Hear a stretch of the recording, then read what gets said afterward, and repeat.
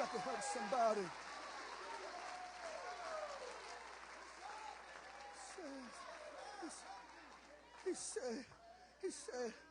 He said, well, I love what's going on here, and it has to be appreciated about these three tribes. What has to start happening in our churches. Say, never in our churches. Say in the church. And in this world is that God needs some people who are willing to help somebody else get theirs. He needs some people who are willing to help somebody else get to their promised land. It's great. It's awesome. It's wonderful. I love you. I appreciate you. I celebrate you that you made it. You arrived. You finished school. You got your degree, got your master's degree, got your nameplate, got your corner office. You started your business. You bought the house. You got the house, the car, the cat, the fish, the kids. But the text is a testimony that God does not bless you just so you can settle in your promised land and watch everybody else struggle. I wish I had somebody to help me preach this thing.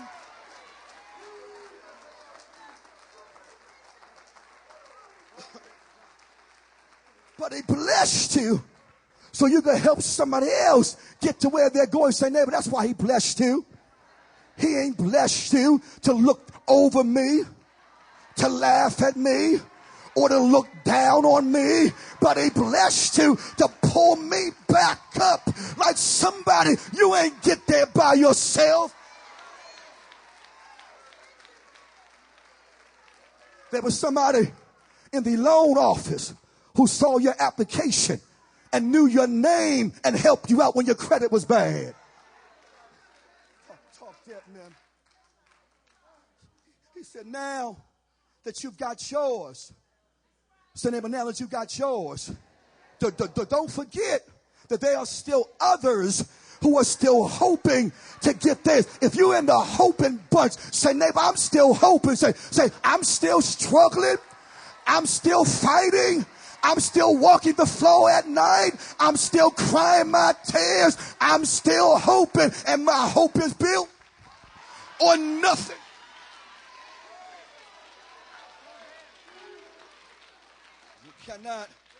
What cannot be missed as we reinterpret the sequence of events is that the three tribes who have their land have an accountability and a responsibility to God, not just because God had already blessed them, but because they and their brothers and their sisters are in the same fight. Oh God, I hope you can get this thing. Say, neighbor, we in the same fight.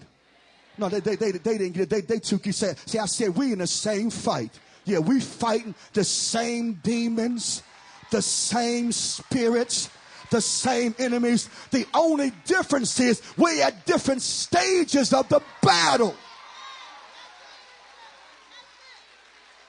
You may be further along than I am because somebody pushed you, but we in the same fight. You do understand that all of us are in the same fight. High five the neighbors, say same fight. Your addiction may be different than my addiction, but we in the same fight. The devil trying to get all of us any way possible and by any means necessary. We in the same fight.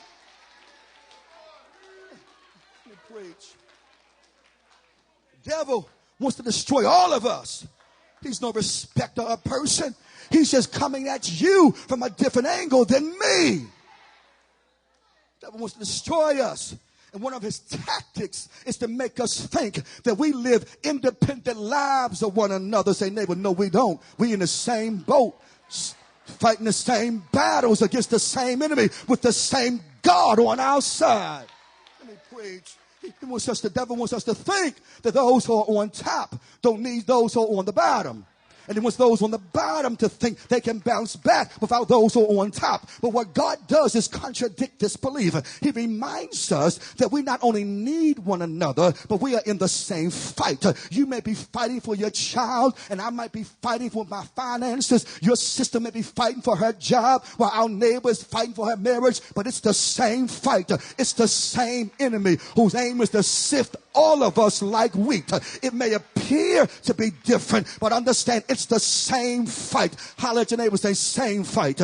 Yeah. The devil's just attacking from different angles and different vantage points. Because if he can make you think that your battle is your money and not him, if he can make me think that my battle is my mind and not him, he has us right where he wants us. But the Bible is clear that we wrestle not against flesh and blood, but against the rulers, against the authorities, against the powers of this dark world, and against the spiritual forces of evil in the heavenly realm. Anybody here need to thank God right now that your fight ain't against your brother, it's against the devil. Say, neighbor, I know who I'm fighting.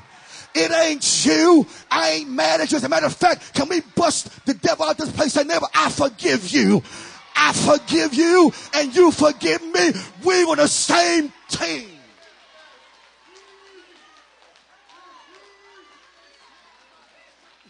Let me help you. Tribes, maybe I need to deal with that.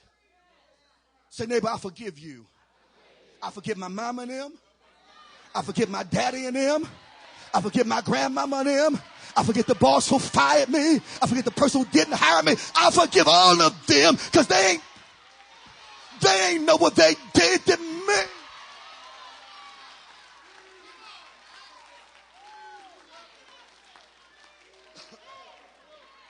The tribes of Reuben, Gad, and half-tribe of Manasseh could not forget that they were their brother's keeper.